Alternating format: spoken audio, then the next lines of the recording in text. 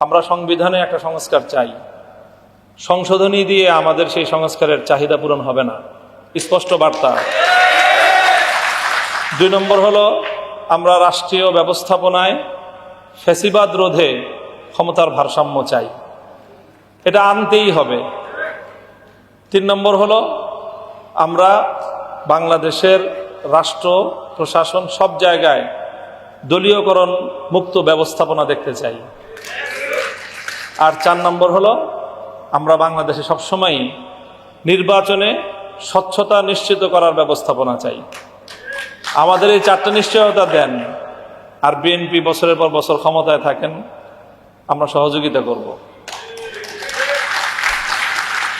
যদি এগুলোতে সমস্যা হয় তাহলে আগামীতে আমরা তো একসাথে চলতে পারবো না।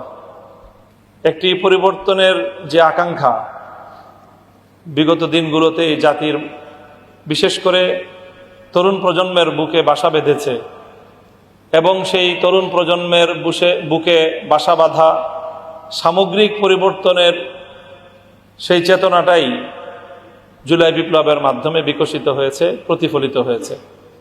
এখন আমাদের কাজটা হলো যে সেই জুলাই বিপ্লবের আকাঙ্ক্ষাকে আগামী দিনে বাস্তবায়ন করা।